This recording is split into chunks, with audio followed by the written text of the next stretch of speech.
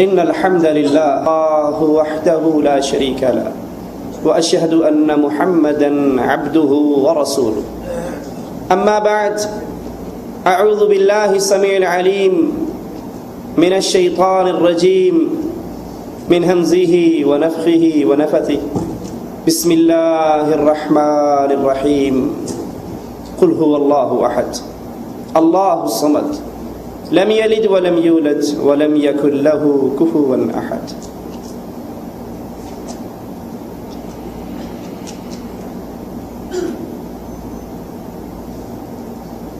اسلام ہمارا دین ہے اور دین اسلام انسانوں کو عزت کی راہ پر چلاتا ہے. اس دین کے آنے سے پہلے انسانیت ذلت کی دلدل کے اندر پھنسی ہوئی تھی.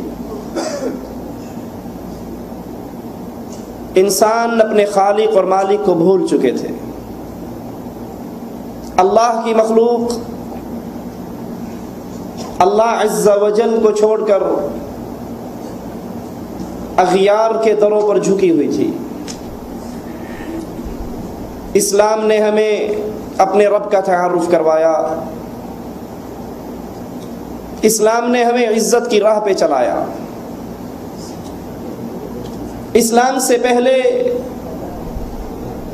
عورت انتہائی ذلت کے حالات میں زندگی بسر کر رہی تھی. اس کی حیثیت پاؤں کی ایک جوتی کے برابر تھی. لوگ اپنی بیٹیوں کو زمین میں زندہ درگور کر دیا کرتے تھے. اس کا کاروبار ہوتا تھا. اس کی خرید و فروخت ہوا کرتی تھی. ایک شخص آیا رسول اللہ صلی اللہ علیہ وسلم کے پاس ایمان لانے کے لیے. اپنے ہاتھ کو آگے بڑھایا اور پھر پیچھے کیا. آپ نے پوچھا تو اپنے ہاتھ کو آگے بڑھانے کے بعد پھر پیچھے کیوں کر رہا ہے؟ کہا میرے کچھ گناہ ہیں. اگر آپ مجھے یہ گارنٹی دے دیں کہ لا الہ الا اللہ کے اقرار کے بعد میرے یہ گناہ معاف ہو جائیں گے, میں ایمان لے آتا ہوں. اور ان گناہوں میں سے ایک بڑا گناہ کہ میں نے اپنی کئی بچیوں کو اپنے ہاتھ سے زندہ زمین کے اندر درگور کیا. اسلام نے آ کر جہاں گری ہوئی انسانیت کو اٹھایا, بلندیوں پر پہنچایا, وہیں اس اسلام نے اس عورت کو ذلت کی دلدل سے نکال کر عزت کے آسماں پر چڑھایا.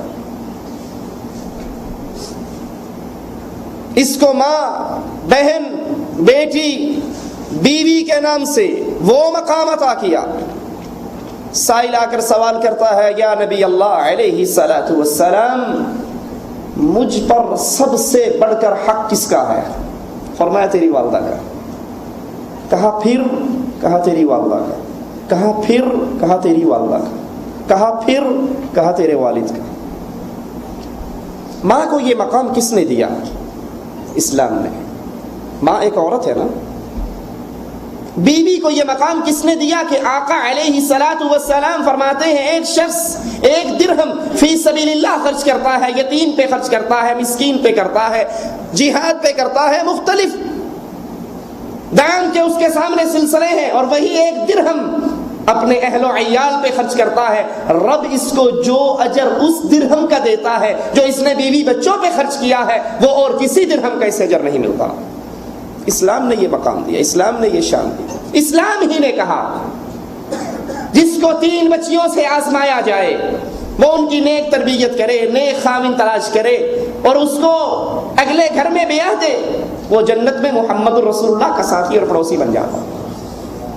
جہاں اسلام عورت کو عزت کے اس مقام پر فائز کرتا ہے, وہاں اسلام اس عورت پر کچھ پابندیاں بھی لگاتا ہے. اس عزت کے حصول کے کچھ ذریعے, کچھ راستے بھی سمجھاتا ہے. انہی میں سے ایک ذریعہ اس عورت کا پردہ. اس عورت کو پردے کے اندر رہنے کا حکم اسلام کیوں دیتا ہے؟ تاکہ اس کی عزت میں مزید اضافہ ہوتا رہے. کسی انسان کے پاس 10 ریال ہو وہ اس جیب میں رکھ لے گا, 150 ریال ہو یہاں رکھ لے گا,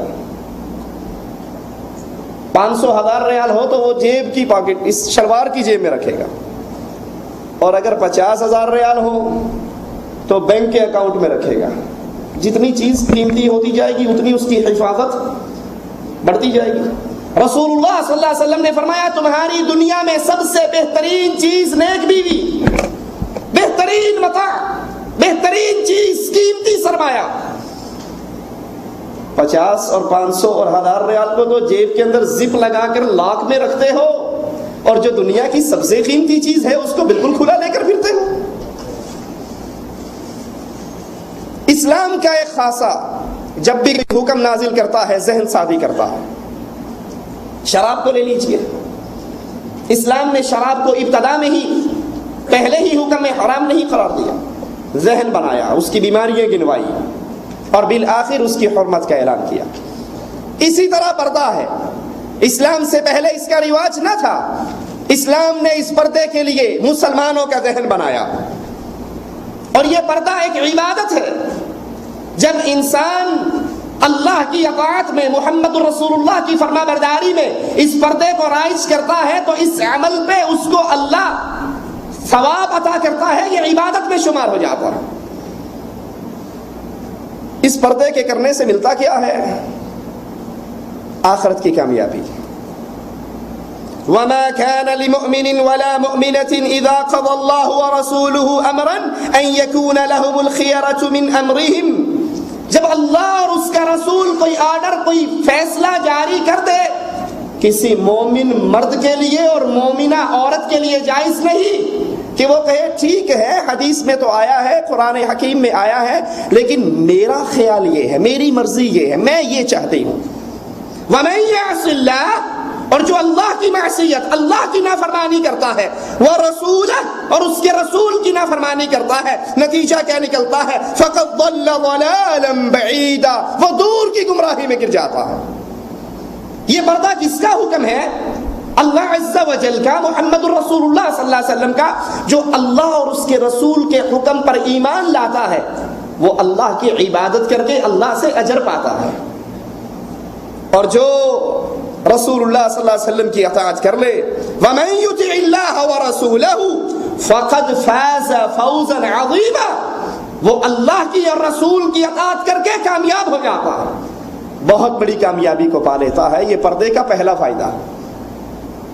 یہ پردہ پاک دامنی کی علامت ہے, نیکوکار کی علامت ہے.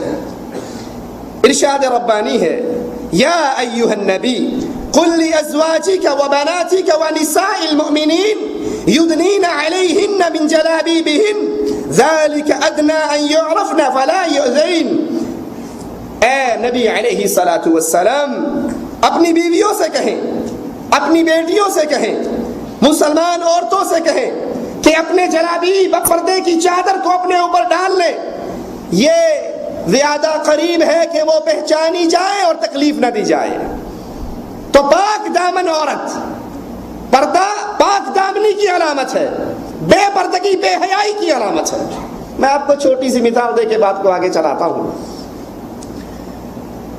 جب میری شادی ہوئی, ہم بہاولپور سے ٹرین میں آ رہے ہیں, پردہ اور بے پردگی, نتیجے کیا نکلتے ہیں؟ میں اور میری میسز ٹرین کی ایک سیٹ پر بیٹھے ہوئے, ہمارے ہاں ٹوپی برقع چلتا ہے افغانستان میں, پاکستان میں. ایک 70 سال کا بابا آیا. جب میری شادی ہوئی میری مسز کی عمر کوئی 17-18 سال تھی. ایک 70 سال کا بابا آیا, میں اسٹیشن پہ نیچے اترا ہوا تھا چائے پانی لینے کے لیے. اس نے میری بیگم کو آ کے یہاں کندھے سے پکڑا, کہا ماں یہ تو میری سیٹ ہے, اٹھے. تو وہ پردے میں چھپی ہوئی, اور وہ 70 سالہ بابا 16-17 سالہ بچی کو کہہ رہا ہے ماں یہاں سے کھڑی ہو, یہ میری سیٹ ہے. پردہ پاک دامنی عزت کی علامت ہے. اور بے پردگی, بے حیائی, یہ انسان کو ذلت اور ضلالت کے اندر ڈال دیتا. اے نبی, اپنی بیویوں سے کہو, اپنی بیٹیوں سے کہو, مسلمانوں کی عورتوں سے کہو, اپنے سروں پہ, اپنے چہروں پہ, اپنے جسموں پہ پردے کی چادر کو ڈال لو تاکہ پہچان لی جائے کہ یہ با عزت عورت جا رہی ہے, یہ پاک دامن عورت جا رہی ہے. دوسری جگہ ارشاد ربانی ہے والقواعد من النساء، عورتوں میں سے وہ بوڑھی عورتیں جو جوانی کی عمر سے گزر جائیں، جو نفسانی خواہشات سے گزر جائیں، جن کے حیض کی مدت گزر جائے، جو اولاد پیدا کرنے کے قابل نہ رہے، جو شادی کی خواہشات نہ رکھتی ہوں، لا یرجون نکاحا، رغبت نہ ہو نکاح کے لیے، فلیس علیہن جناح ان یضعن ثیابہن، ان کے لیے کوئی گناہ نہیں اگر وہ پردے کی چادروں کو اتار دیں۔ یہ عفت ہے، یہ پاک دامنی ہے، یہ عزت کی حفاظت ہے۔ غیر متبرجات بزینہ وان یستعففن خیر لہن، اور اگر وہ بھی عفت کو طلب کریں، پاک دامنی کو طلب کریں، تو ان کے لیے پردہ کرنا زیادہ بہتر ہے۔ اجازت ہے، لیکن اگر وہ بھی عفت طلب کرتی ہیں، وہ بھی پردے کی چادروں میں رہتی ہیں، تو ان کے لیے زیادہ بہتر ہے۔ بوڑھی اگر پردہ کرے زیادہ بہتر ہے، اور جوان اتوار بازار میں شاپنگ کرنے کے لیے اکیلی پھرتی رہے منہ کھول کے، میرے خیال اس کے لیے یہ بہتر ہے۔ اور رواج ہی الٹا ہو گیا ہے واللہ۔ ہمارے انڈیا پاکستان کے اندر پردہ کرتی ہی بوڑھی ہے، پردہ کرتی ہی بوڑھی ہے۔ جوان کے پہلے سر پہ دوپٹہ تھا، اب وہ رسی بن کے گلے میں آ گیا ہے۔ اور جو بوڑھی اماں ہے بیچاری، وہ پردے میں رہتی ہے، جس کو پردے کی اتنی ضرورت نہیں، اور جو فتنے سے بھری ہوئی ہے، وہ کہتی ہے میں نے مرد کے ساتھ کندھے سے کندھا ملا کر چلنا ہے۔ خیر، پردہ طہارت ہے، دلوں کی پاکیزگی ہے، دلوں کو دھوتا ہے۔ قرآن حکیم بیان فرماتا ہے وَإِذَا سَأَلْتُمُوهُنَّ، جب تم ان سے سوال کرو متاعًا، کسی چیز کا، فَاسْأَلُوهُنَّ مِنْ وَرَاءِ حِجَابٍ، تو مومنوں کی ماں امہات المومنین سے بھی جب کچھ مانگو، ان سے کوئی کلام کرو، ان سے بات کرو، تو سیدھے جا کر کلام نہ کرو، من وراء حجاب، پردے کے پیچھے سے بات کرو۔ کیوں؟ فائدہ کیا ہوگا؟ نتیجہ کیا نکلے گا؟ ذالکم اطہر لقلوبکم وقلوبہن، یہ تمہارے دلوں کو بھی پاک رکھے گا اور ان کے دلوں کو بھی پاک رکھے گا۔ سبحان اللہ۔ جو مائیں ہیں جن سے نکاح حرام ہے، جو امت کی مائیں ہیں، جو نبی کی بیویاں ہیں، مالک کہتا ہے کہ جب ان سے کلام کرو، ان سے سوال کرو، ان سے کوئی چیز طلب کرو، تو پردے کے پیچھے کھڑے ہو کر کرو۔ اور ہمارے ہاں پردے کے پیچھے کلام کس سے ہوتا ہے؟ عورت نے پردہ کیا ہوا، اس کا ایک پلو یہاں پر ہے، ایک پلو یہاں پر ہے، یہ 6 انچ کا پھاٹک کھلا ہوا بازار میں جا رہی ہے۔ مولویوں کو شاپنگ نہیں کرنی آتی نا، تو اس لیے کپڑا لینے خود جاتی ہیں، اور جو ہی کپڑے والے کی دکان میں بیٹھتی ہے، کپڑے والی دکاندار بھی اتنا ظالم ہے، مردوں کا سٹول ادھر لگایا ہوا، عورتوں کا ادھر لگایا ہوا، درمیان میں پردہ رکھا ہوا۔ جو ہی آتی ہے یہ کہتا ہے یہ بڑی عزت والی ہے، پردہ کھینچ دیتا ہے۔ پردہ کھینچ کے وہ اپنے منہ سے پردہ نیچے کر دیتی ہے، منہ ننگا کر لیتی ہے، لوگوں سے وہ پردہ کرواتا ہے اور اپنے سامنے منہ ننگا کر لیتا ہے۔ یہ اس کا کیا لگتا ہے؟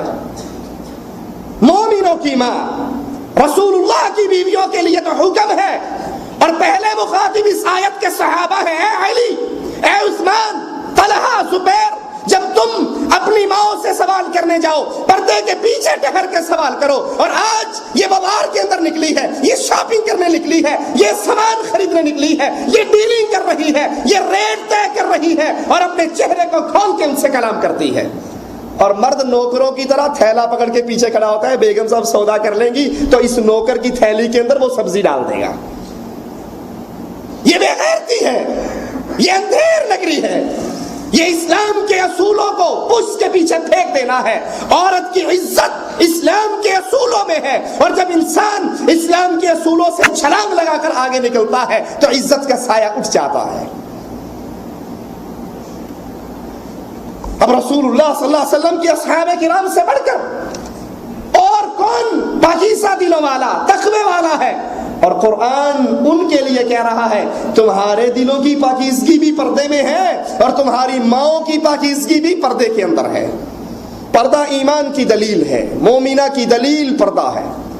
قرآن حکیم کے اندر مالک اعلان کرتا ہے وَقُلْ لِلْمُؤْمِنَاتِ، مومنہ عورتوں سے کہو، وَنِسَاءِ الْمُؤْمِنِينَ، مومنوں کی بیویوں سے کہو، پردہ کرنا ایمان کی دلیل ہے، پردہ کرنے والی مومنہ ہے، اس کو ایمان، اس کے ایمان کی گارنٹی عرش والا دے رہا ہے۔ مومنہ عورتوں سے کہو، مومنوں کی بیویوں سے کہو۔ حضرت عائشہ رضی اللہ تعالی عنہا کے پاس ایک قبیلے کی کچھ عورتیں آئیں جنہوں نے انتہائی باریک لباس پہنا ہوا. عائشہ رضی اللہ تعالی عنہا فرماتی ہیں اگر تم مومنہ عورتیں ہو، سنیے ذرا، اللہ کے لیے سنیے، نیٹ کا لباس پہن کر بازاروں کی شاپنگ کرنے والی مسلمان، اپنی ماں عائشہ رضی اللہ تعالی عنہا کا قول سن. اگر تم مومنہ ہو تو یہ لباس مومنہ عورتوں کا نہیں، اور اگر تم مومنہ نہیں ہو تو 4 دن کی زندگی میں مزے کر لو. باریک لباس، نیٹ کا لباس، نیٹ کے دوپٹے جس سے جسم نظر آتا ہے، غیر محرموں کے سامنے پہننا. عائشہ فرماتی ہے اگر مومنہ ہو، اگر ایمان موجود ہے اس لباس کو نہ پہنو، اور اگر ایمان پلے میں نہیں ہے تو 4 دن کے مزے لے لو. اہل ایمان کی عورتیں، مومنہ عورتیں پردوں کے اندر چھپ کے رہا کرتی ہیں. پردہ شرم و حیا کی دلیل ہے. اسی لیے رسول اللہ صلی اللہ علیہ وسلم فرماتے ہیں، ابن ماجہ کی روایت ہے، ہر دین کا کوئی نہ کوئی اخلاقی پہلو ہوتا ہے، اور اسلام کا اخلاقی پہلو حیا ہے. آپ نے فرمایا ایمان اور حیا کو جوڑ دیا گیا. جب ایک چیز اٹھ جاتی ہے تو دوسری اپنے ساتھ ہی اٹھ جاتی ہے. حیا نکل جائے ایمان نکل جاتا ہے، ایمان نکل جائے حیا نکل جاتا ہے. اسی لیے بے حیا لوگوں کو آپ نے دیکھا ہوگا، وہ بڑے شوق سے اپنی بیگم کا تعارف دوسرے مرد سے کرواتے ہیں، جی ملیے یہ میری مسز ہے. اور وہ دیوس بغیرت جواب میں کیا کہتے ہیں، جی آپ سے مل کر بڑی خوشی ہوئی.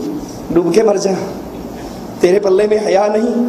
غیر عورتوں سے مل کے اس بغیرت کو خوشی ہی ہوگی، دکھ کس کو ہوگا؟ دکھ تو اہل ایمان کو ہوگا. دکھ تو اس کو ہوگا جس کی رگ رگ کے اندر اللہ کی اطاعت، رسول اللہ کی اطاعت صلی اللہ علیہ وسلم رچی اور بسی ہوگی. اللہ اکبر. عائشہ رضی اللہ تعالی عنہا فرماتی ہے، امام احمد نے روایت کیا ہے کہ میں اپنے کمرے اپنے گھر میں جاتی جس میں میرے خامن محمد الرسول اللہ صلی اللہ علیہ وسلم دفن تھے. سنیے، ہمارے گھروں کے اندر ڈش انٹینوں اور کیبل نے ایسی مصیبت طاری کی ہے کہ یہود و نصارہ جنگی میدان کے اندر مسلمانوں پر اتنے حملے نہیں کر سکے جتنے حملے ہمارے گھروں میں اس ٹیلی ویژن، اس ڈش انٹینے، اس کیبل، گندی فلمیں، گندے گانے، فلمی اداکاراؤں کو ہیروئن بنا کر جب سے پیش کیا ہے، حیا بھی نکل گئی ہے، ایمان بھی اٹھ گیا ہے، الا من رحم ربی. اور جب تک مسلمان عورت کے لیے آئیڈیل عائشہ رہی، حفصہ رہی، میمونہ رہی، فاطمہ رہی، یہ ایمان کے آسمان کی ستارہ بنی رہی. اور جب سے وہاں سے نکل کے آئیڈیل نور جہاں بنی، ایمان اور حیا دونوں رخصت ہونا شروع ہو گئے. عائشہ رضی اللہ تعالی عنہا فرماتی ہیں، میں اپنے گھر میں جاتی جس میں میرے نبی دفن اور میرے باپ صدیق اکبر دفن. میں اپنے پردے والی چادر کو اتار کر رکھ دیتی اور کہتی یہاں پر ایک میرے بابا کی قبر ہے اور ایک میرے خامن، میرے شوہر، میرے آقا کی قبر ہے. لیکن سنیے ایمان والی کیسی ہوتی ہے، حیا والی کیسی ہوتی ہے. فرمایا جب سے عمر ابن خطاب دفن ہوئے، اب عمر سے شرم اور حیا کرتے ہوئے جب میں وہاں جاتی ہوں تو اپنے پردے کی چادر کو خوب لپیٹ کر رکھتی ہوں. یہ اہل ایمان، یہ مومنہ فاطمہ رضی اللہ تعالی عنہا اپنی ایک سہیلی سے کہتی ہے، عرب کا رواج ہے مردے کو تختے کے اوپر رکھ کے لے جایا جاتا ہے، مجھے بڑی شرم آتی ہے، لوگ مرنے کے بعد میرے کفن کی چادر پہ نگاہیں دوڑائیں گے. اللہ اکبر. یہ نہیں کہ آپ میرے شوہر ہیں، جو مجھے لا کر دے دیں گے میں پہن لوں گی، کھا لوں گی، بازار مجھے نہیں جانا، آپ جائیے شاپنگ کر کے لائیے، گھر کے باہر کا کام آپ کے ذمے، اور پکانا، کھلانا، بچوں کی تربیت کرنا میرے ذمے. وہ کندھے سے کندھا ملا کے اس کے ساتھ شاپنگ کرتی ہے. اور اگر کوئی سمجھائے بس یہ باتیں تو آپ کی ساری ٹھیک ہیں، لیکن مردوں کو خریدنا آتا ہی کہاں ہے؟ اگر تو نے مردوں کو اپنے خامند کو خوش کرنے کے لیے کپڑے پہننے ہیں تو جو اس بھلے آدمی کو اچھے لگے ہیں وہ پہن لے. اگر تو نے اسی کے لیے زیب و زینت کرنی ہے تو جو خامند لے کر دے دے زیب تن کر لے، اور اگر خامند کو چھوڑ کر کسی اور کو دکھانا ہے تو ایمان کی خیر بنا. فاطمہ رضی اللہ تعالی عنہا کی سہیلی کہتی ہے، میں حبشہ کی طرف ہجرت کر کے گئی، میں نے حبشیوں کا طریقہ دیکھا کہ وہ ایک صندوقچہ بنا کر تختے کے سائڈوں پر لکڑیاں کھڑی کر کے اپنی لاش کو اس کے اندر رکھتے تھے. میں آپ کو وہ بنا کر نہ دے دوں؟ یہ حیا والی مومنہ ہے، مومنہ عورتوں کے لیے آئیڈیل ہے، جس کو مرنے کے بعد بھی یہ فکر ہے کہیں میرے پردے پر، میری چادر پر نامحرم کی نگاہ نہ پڑ جائے. اور اللہ بچائے تو بچائے، لون کا سوٹ 250 روپے کا پہنا ہوا اور چادر پردہ کرنے کے لیے 400 روپے کی ستاروں اور کڑھائیوں والی چادر لی ہوئی. اندر کا سوٹ اتنا خوبصورت نہیں جتنا اس زینت کو چھپانے کے لیے باہر کی چادر ہے. یہ شرم و حیا ہے. پردہ شرم و حیا کی دلیل ہے، پردہ غیرت مندی کی دلیل ہے. ابو داؤد میں آتا ہے ایک عورت جس کا بیٹا شہید ہو گیا. سبحان اللہ سبحان اللہ. رسول اللہ صلی اللہ علیہ وسلم کے پاس تشریف لائی، لیکن کس حال کے اندر، کس حالت کے اندر آئی؟ پردے میں لپٹی ہوئی. بیٹا شہید ہو چکا ہے،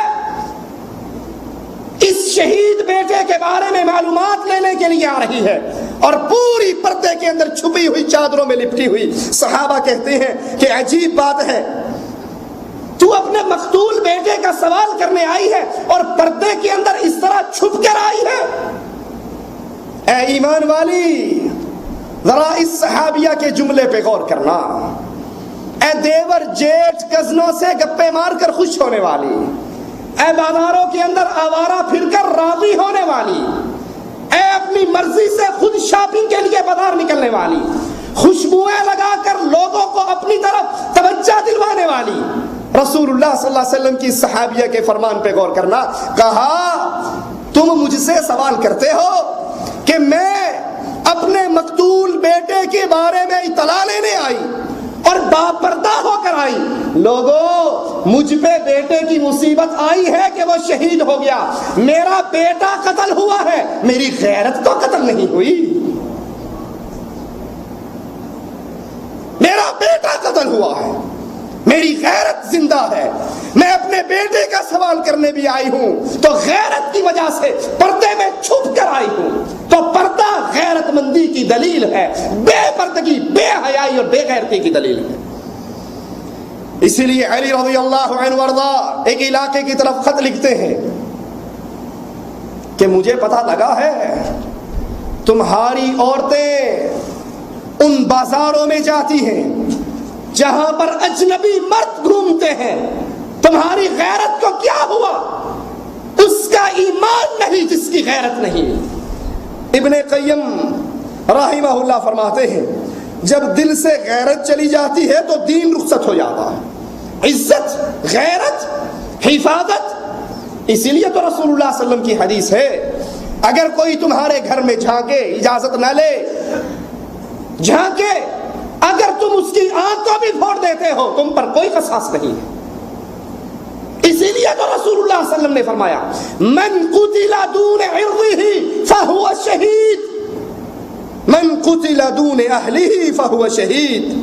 جو اپنی بیوی بچوں کو بچاتے ہوئے مر جائے، جو اپنی عزت اور غیرت کو بچاتے ہوئے مر جائے، بیوی بچوں کو عزت اور غیرت کو بچاتے ہوئے مرنے والا اللہ کے ہاں شہید کا رتبہ پا لیتا ہے.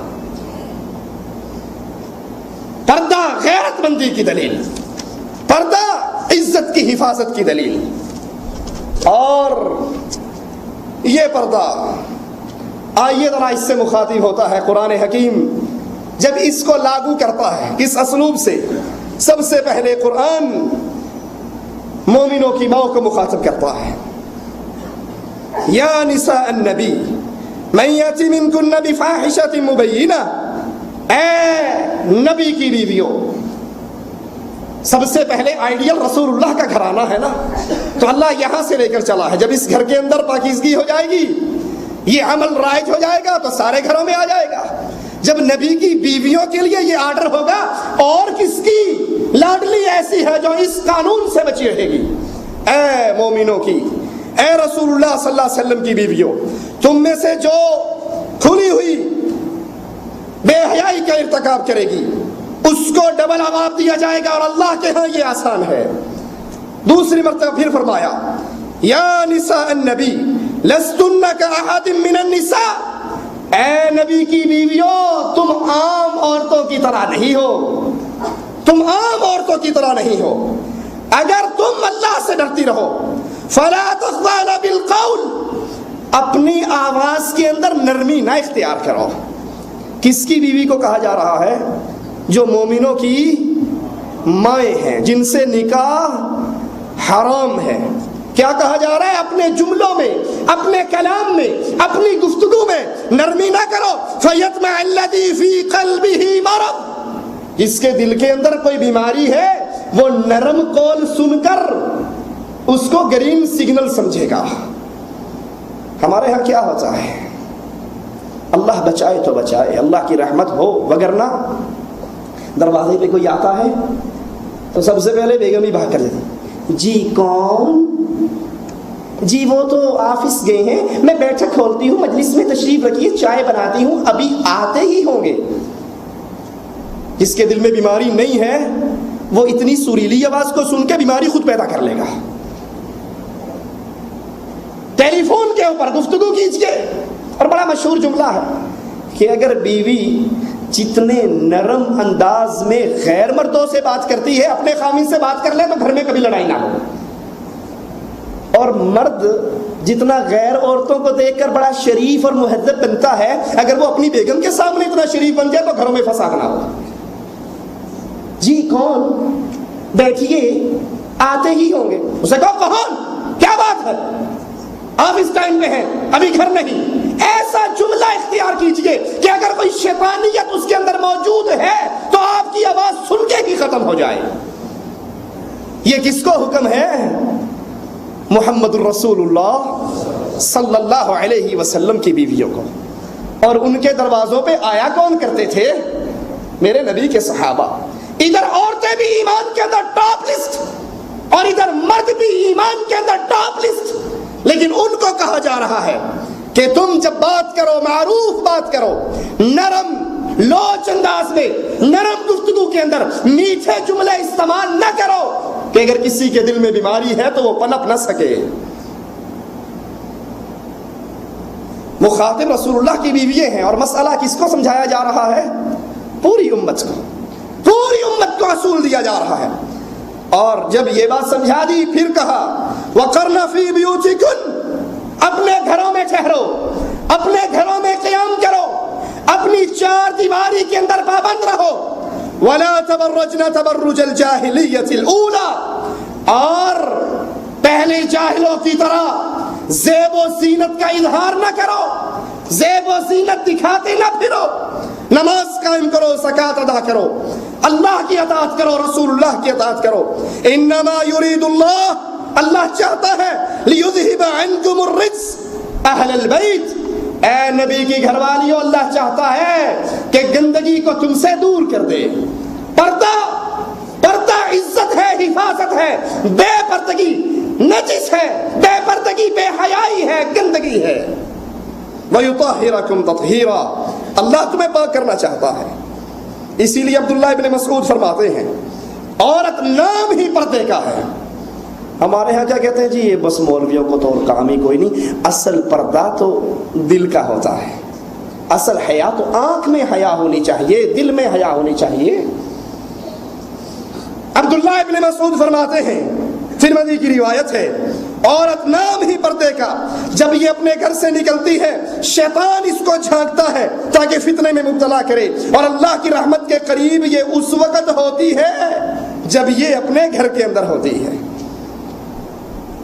یہاں بھی اس آیت کے اندر اشارہ کیا جا رہا ہے کہ اسلام سے پہلے کے معاشرے میں عورت زیب و زینت کر کے باہر نکلتی تھی. یہ جاہلیت کے عادات و اطوار ہیں. اے مومنہ عورتوں، تم اس طریقے پہ عمل نہ کرو بلکہ اپنے گھروں کے اندر پابند رہو.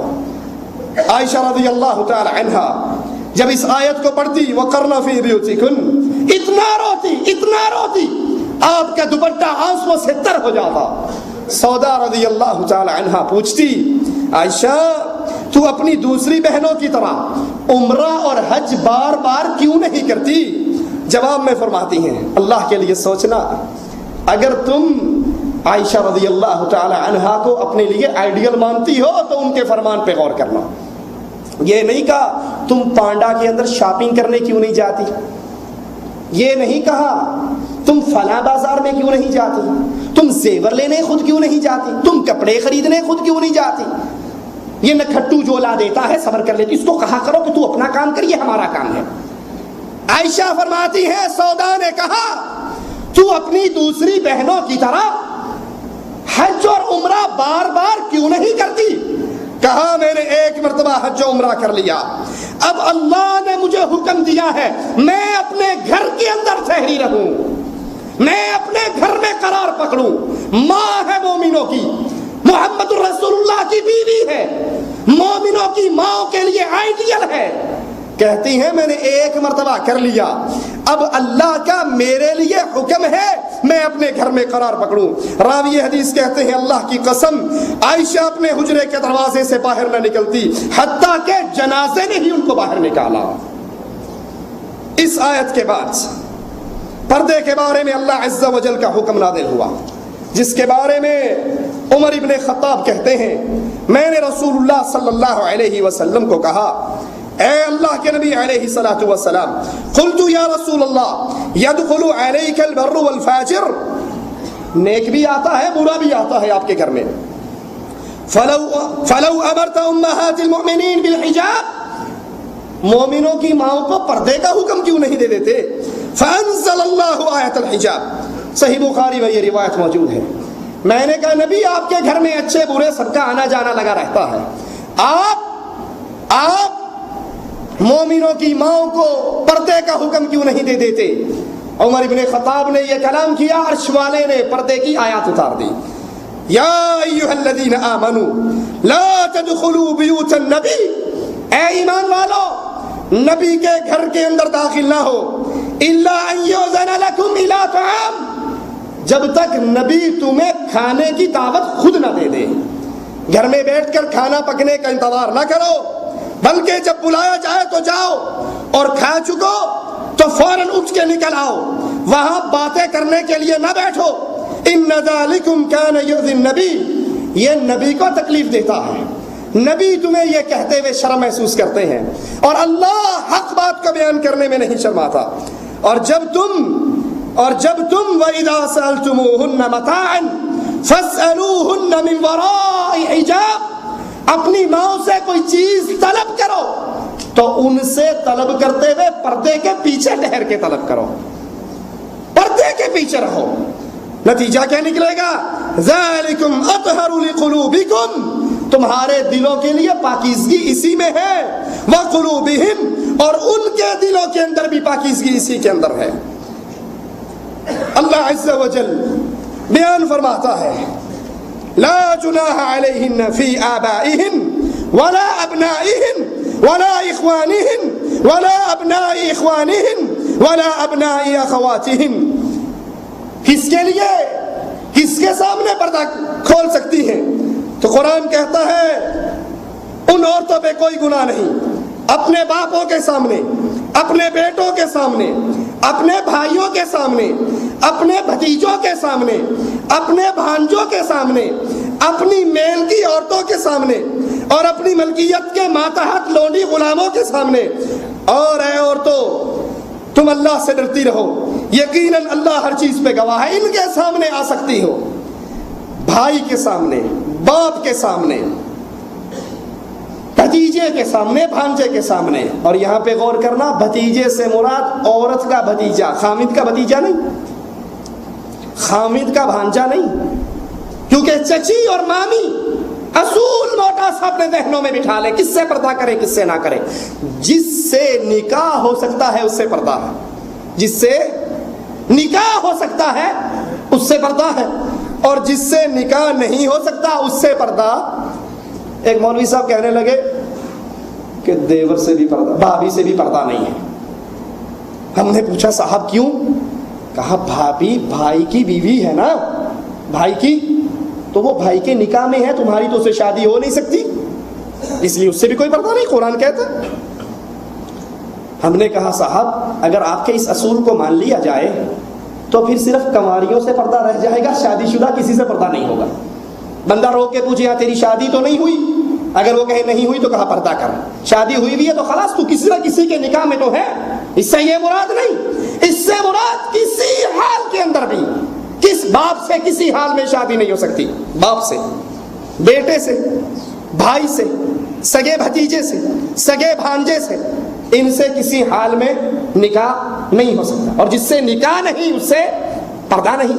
بھابھی سے تو پردہ نکاح ہو سکتا ہے، بھائی مر جائے یا بھائی طلاق دے دے، بھائی مر جائے یا بھائی طلاق دے دے، دونوں صورتوں میں نکاح ہو سکتا ہے، جس سے نکاح ہے اس سے پردہ ہے۔ اور جب مومن عورتیں اس بات کی عادی ہو گئی کہ بات چیت، لین دین اور گھر میں بیٹھنا یہ ازواج مطہرات کی تقلید نہیں بلکہ رضا الہی کا سبب ہے، تب سب کو اللہ نے اپنے حکم کا مخاطب بنایا۔ یا ایھا النبی، اے نبی علیہ الصلوۃ والسلام، قل لازواجک وبناتک، اپنی بیویوں سے بھی کہو، اپنی بیٹیوں سے بھی کہو، ونساء المؤمنین، اس جملے پہ غور کرو، ونساء المؤمنین، جس کو ایمان والا ہونے کا دعویٰ ہے اس کے لیے قرآن کا حکم ہے، اور جو اپنے آپ کو ایمان والا نہیں مانتا وہ اس حکم سے نکل جائے۔ ونساء المؤمنین، سارے مومنوں کی بیویوں کو حکم دو، یدنین علیہن من جلابیبہن، وہ اپنی چادروں کو اپنے اوپر لٹکا لیں، جلباب اختیار کریں، اور جلباب سے مراد وہ کھلی چادر جو سر سے نیچے کو لٹکائی جائے، جس سے چہرے سمیت سارا بدن ڈھک جائے۔ چنانچہ اس آیت کی تفسیر کے اندر یاد کرنا ایک اصول، قرآن کی آیات کس پہ اتری؟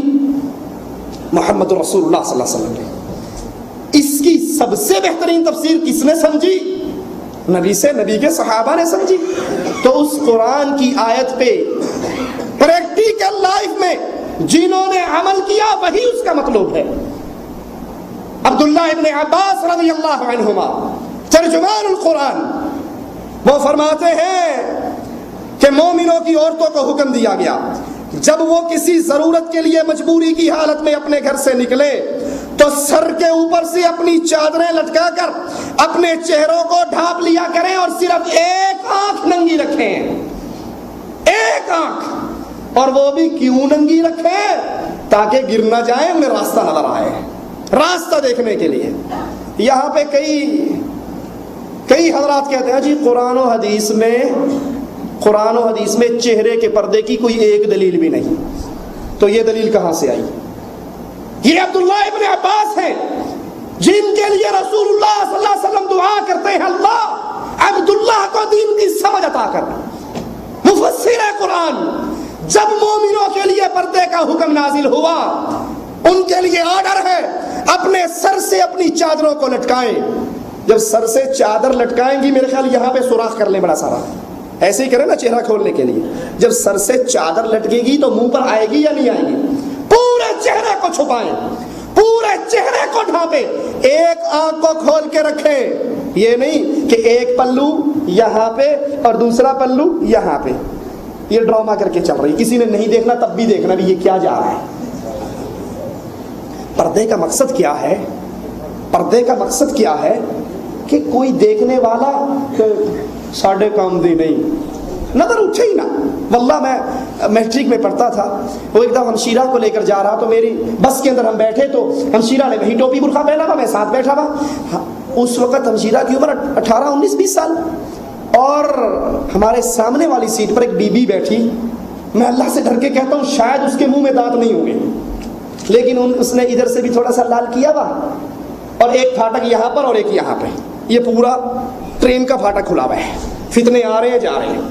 اب کنڈکٹر آیا میرے پاس، اب اس کا انداز سنیے، بی کا کرایہ ہو گیا، یہ بوڑھی کا کرایہ ہو گیا، جو اصل میں بوڑھی نہیں ہے، اس چادر نے اس کو بوڑھا بنایا ہے۔ بی کا کرایہ ہو گیا، میں نے کہا جی ہو گیا۔ اب وہ فوراً اس کے پاس جائے، آپ ٹکٹ دے دیں۔ میں نے کہا بہن دیکھو یہ پردہ ہے، اس کے منہ میں دانت نہیں، پیٹ میں آنت نہیں، اس کی اس شکل نے اس کو بڑا سٹ پڑا کے سیدھا پترا ہو کے پھر کہتا ہے جی معاف کیجئے اپنا ٹکٹ دے دیجئے۔ یہ اتنا نرم کیوں ہو رہا ہے؟ وہ چادر اس کو اس طرح کی بنا رہی ہے، اور یہاں یہ پرانی چادر، یہ اصل میں چھوٹی عمر کو بھی کہتا ہے یہ بی بی ہے، کوئی ہمارے کام کی نہیں۔ تو پردہ یہ ہے اٹھنے والے کی نظر فوراً جھک جائے کہ یہ ہمارے پلے کی۔ اس طرح ابن عباس فرماتے ہیں پورے چہرے کو چھپاؤ، ایک ایک آنکھ کھلی رکھو تاکہ تم راستہ دیکھ سکو اور گر نہ جاؤ. بہت بڑے تابعی علی رضی اللہ عنہ وارضا کے شاگرد حضرت عبیدہ سے سوال کیا گیا کہ اللہ کے فرمان یدنین علیہن من جلابیبہن، اس کے بارے میں پوچھا گیا اس کی تفسیر کیا ہے؟ تو انہوں نے اپنے چہرے اور سر کو ڈھانپ لیا، صرف بائیں آنکھ ننگی رکھی. تفسیر ابن کثیر کے اندر یہ حوالہ موجود ہے. جب اس آیت کے بارے میں پوچھا گیا تابعی سے، علی کے شاگرد سے، کہ اس آیت کی تفسیر کیا ہے، چہرہ چھپانے کی قرآن و حدیث میں کوئی دلیل ہے بھی صحیح یا نہیں، یا ٹیلی ویژن پہ اعلان کرتے رہو کوئی ضرورت نہیں چہرہ چھپانے کی؟ تو چہرہ ہی تو سب سے بڑا مرکز ہے حسن کا، یہیں سے تو آنکھیں ٹکراتی ہیں اور معاملات آگے چلتے ہیں. جب چہرہ نہیں چھپا تو فتنے کا دروازہ تو کھلا رہا. تو انہوں نے اس کی تفسیر کیا بیان کی؟ اپنی چادر سے سر کو چھپایا، چہرے کو چھپایا، بائیں آنکھ کو کھلا رکھا کہ اس آیت کی تفسیر اور مراد یہ ہے. علامہ سیوطی رحمہ اللہ فرماتے ہیں کہ یہ آیت حجاب تمام عورتوں کے لیے مشترک حکم ہے، اور اس میں سر اور منہ کو ڈھانپنے کا وجوب بالکل واضح ہے. واجب ہے اس آیت سے عورت اپنے چہرے کو بھی ڈھانپے. یہ فتوے نہ دیے جائیں کہ چہرہ چھپانے کی کوئی دلیل نہیں. فرماتے ہیں اس آیت سے واجب ہو جاتا ہے عورتوں پر کہ وہ عورتیں اپنے سر کو بھی چھپائیں اور اپنے چہرے کو بھی چھپائیں. اسی لیے ام سلمہ رضی اللہ تعالی عنہا فرماتی ہیں جب یہ آیت یدنین علیہن من جلابیبہن نازل ہوئی تو انصاری عورتیں اپنے گھروں سے اس سکون اور اطمینان کے ساتھ نکلتی گویا ان کے سروں پر پرندے ہیں، اور انہوں نے سیاہ رنگ کی چادریں اپنے سروں پہ رکھی ہوتی. تفسیر ابن کثیر. اس آیت کو صحابہ نے سنا، صحابہ نے اپنے گھروں میں سنایا، اور مسلمان صحابہ کی مسلمان بیویوں نے اس پر عمل کر کے ایسے دکھایا کہ سر سے چادر رکھتی جو ان کے چہرے کو چھپاتی اور ان کے پورے جسم کو چھپا دیتی. ہماری غیرت ایمانی اس ڈش اینٹینا نے، اس کیبل نے، اس گندی انڈین اور پاکستانی فلموں نے، انگریزی فلموں نے، گانوں نے اور کنجریوں کو اداکارائیں فن پارائیں کہہ کر ہمارے لیے آئیڈیل بنانے والے گندے اور خبیث لوگوں نے غیرت ایمانی کو اپنے گھر سے نکال دیا. وہ صحابہ کی بیوییں نماز پڑھنے کے لیے جاتی، اتوار بدوار کی شاپنگ نہیں، بازاروں کے چکر نہیں، نماز پڑھنے کے لیے جاتی، سر پہ چادریں ڈال کر چہرے سمیت پورے بدن کو چھپا لیتی. اور ہم نے ان صحابیات کو اپنا آئیڈیل نہ مانا. کسی نے آئیڈیل کسی کو بنایا، کسی نے کسی کو بنایا. نتیجہ کیا نکلا؟ غیرت ایمانی ہی رخصت ہو گئی.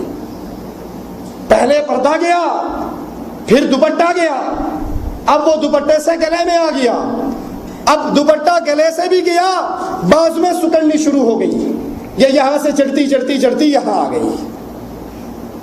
انا للہ و انا الیہ راجعون. یاد کر لیجئے حضرت عائشہ کے جملے کو.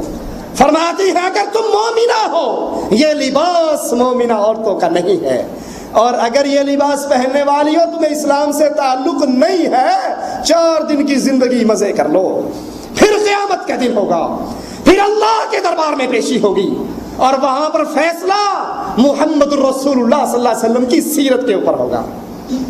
مسلمان عورت کا شیوا باہر نکلتے ہوئے پردہ کرتی. ام عطیہ رضی اللہ تعالی عنہ فرماتی ہیں رسول اللہ صلی اللہ علیہ وسلم نے ہمیں حکم دیا، سنیے احادیث کو سنیے، کہ حیض والیاں اور نوجوان بچیوں کو عیدگاہ میں لے کر جاؤ. حیض والیاں نماز سے تو الگ رہیں لیکن مسلمانوں کی دعاؤں میں شامل رہیں.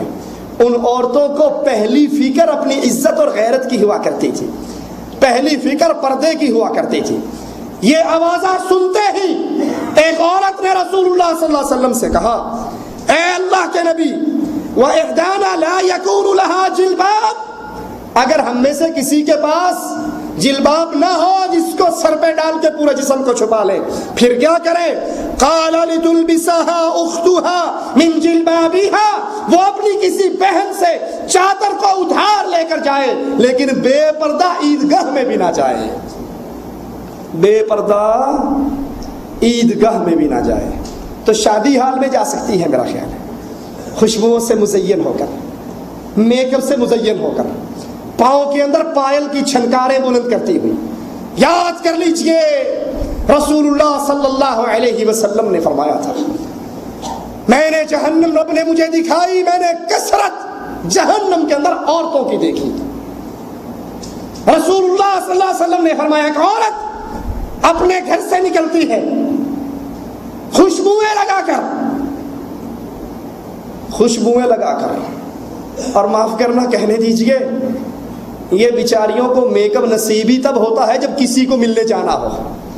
یہ جو گھر میں پڑا ہے اس غریب کے لیے تو کچھ ہوتا نہیں, الا من رحم ربی. خوشبوئیں, میک اپ, تیاری.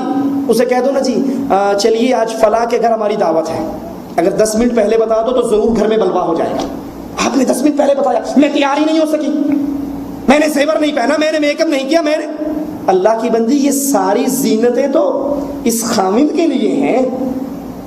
خوشبو لگا کے گھر سے باہر نکلنے والی, اس کی خوشبو غیر مردوں تک پہنچتی ہے, ان کو متوجہ کرتی ہے. فَهِيَ زَانِيَةٌ زَانِيَةٌ زَانِيَةٌ, یہ بدکار اور گندی عورت ہے. اگر کوئی کہے کہ ہم پرفیوم کا استعمال نہیں کرتی تو میک اپ کے جتنے ایٹم ہیں کیا ان کے اندر خوشبو نہیں ہے؟ کیا فیس پاؤڈر میں خوشبو نہیں ہے؟ یہ مومنہ عورتوں کی مثال اپنے خامد کے لیے تو ساری زیب و زینت کریں گی, لیکن جب گھر سے باہر نکلے, رسول اللہ صلی اللہ علیہ وسلم کی صحابیہ پوچھتی ہے عیدگاہ میں بھی جائیں اور ہمارے پاس پردے کی چادر نہ ہو, تو آپ نے کہا کسی سے مانگ کر پردے کی چادر لے کر جاؤ, لیکن عیدگاہ کے اندر بھی بغیر پردہ جانے کی اجازت. جب عیدگاہ کے اندر بغیر پردہ جانے کی اجازت نہیں تو بازاروں میں شاپنگ کرنے کی اجازت کہاں سے مل جائے گی؟ رسول اللہ صلی اللہ علیہ وسلم کی حدیثوں پہ غور کیجئے. ناراض ہو تو اللہ کے لیے مجھے معاف کر دینا, نہ بھی معاف کرو تو چندہ لینے تو آیا نہیں. اللہ کے نبی اپنی مسجد سے نکلے, صحابہ اور صحابیات راستے کے اندر اکٹھے چل رہے ہیں. سبحان اللہ, کہاں اکٹھے چل رہے ہیں؟ سوق عائلات کے اندر نہیں, شاپنگ سینٹر کے اندر نہیں, کزن اور دیور کے ساتھ نہیں, مسجد سے نکلے. نکلنے والے ابو بکر, عمر, عثمان, علی, طلحہ, زبیر, معاویہ, ابو سفیان رضوان اللہ علیہم اجمعین. اور صحابیات میں سے عائشہ, حفصہ, میمونہ, فاطمہ, سودا, ان کو اکٹھے چلتے ہوئے دیکھا. آقا سے برداشت نہ ہوا, کہا مردو تمہیں کوئی حق نہیں سائٹوں پر چلنے کا, تم راستے کے سینٹر میں چلو, اور تو تم راستے کے درمیان میں چلو, راستے کے آخر پہ چلو, دیواروں سے لگ کر چلو, مرد درمیان میں چلے. راوی حدیث کہتا ہے اس کے بعد عورتیں دیواروں سے ایسے لگ کر چلتی کہ ان کے کپڑے دیواروں کی اینٹوں میں اٹک جایا کرتے تھے. یہ نہیں کہا محترم مولانا صاحب کی یہ جو بات ہے نا یہ ہماری آزادی کے خلاف ہے. ارے ہم آزاد نہیں, ہم اللہ کی شریعت کے غلام ہیں, ہم مسلم ہیں, اور مسلم اس کو کہا جاتا ہے جو اللہ کے حکموں کے سامنے سر کو جھکا دیتا ہے. الدنیا سجن المؤمن والجنت الکافر, دنیا تو کافروں کی جنت ہے, مسلمان کی جنت دنیا, مسلمان کی جنت آخرت میں, کافر کی جنت دنیا میں. یہ دنیا میں جو مرضی کرے, بے پردہ پھرے, شراب پیے, گانے سنے, فلمیں دیکھے, کیبل لگوائے, ڈش اینٹینا لگوائے, جو مرضی کرے, اس کے لیے کوئی کچھ پرتیت. اور مسلمان کے لیے ہر قدم اٹھانے سے پہلے سوچتا ہے یہ اٹھا ہوا قدم جنت میں لے کر جائے گا یا جہنم میں لے کر جائے گا, یہ اٹھا ہوا قدم ہمیں کہاں لے کر جائے گا. عطا بن ابی رباح رحمہ اللہ کہتے ہیں مجھے عبداللہ ابن عباس نے کہا رضی اللہ عنہما, کیا تجھے ایک ایسی عورت نہ دکھاؤں جو جنتی عورت ہے؟ جنتی عورت. کہا جنتی عورت, اور ہمارے درمیان چل رہی ہے, ہمارے معاشرے میں رہ رہی ہے اور چلتی پھرتی جنتی عورت ہے؟ کہا ہاں. کہا کون ہے؟ کہا یہ بوڑھی عورت, یہ بوڑھی عورت, یہ جب مرے گی سیدھی جنت میں جائے گی. کہا آپ کو کیسے پتا لگا؟ کہا یہ رسول اللہ صلی اللہ علیہ وسلم کے پاس آئی تھی اور کہا اللہ کے نبی مجھے دورہ پڑتا ہے, میں اس زندگی سے تنگ آ چکی ہوں, دل بھر چکا ہے, دورہ پڑتا ہے, مرگی کا اٹیک ہوتا ہے, اللہ کے نبی دعا کیجئے اللہ مجھے شفا عطا فرما دے. رسول اللہ صلی اللہ علیہ وسلم فرماتے ہیں ان شئتی صبر تھی وَلَكَ الْجَنَّةُ، اگر تو اس مصیبت پہ صبر کر لے تو میں تیری جنت کی گارنٹی دیتا ہوں. وَإِن شِئْتِ دَعُوتُ اللَّهَ أَن يُعَافِيكَ، اور اگر چاہے تو میں اللہ سے دعا کروں اللہ تجھے شفا دے دے. جب اس نے اس مصیبت کو دیکھا اور جہنم کی مصیبت سے بچنے کی گارنٹی سنی، جلتی ہوئی آگ سے بچنے کی خواہش گارنٹی سنی، تپتے ہوئے پانی سے بچنے کی گارنٹی سنی، کہتی ہے اللہ کے نبی صلی اللہ علیہ وسلم میں صبر کرتی ہوں، مجھے شفا نہیں چاہیے، میں صبر کرتی ہوں. لیکن غیرت ایمانی کتنی ہے.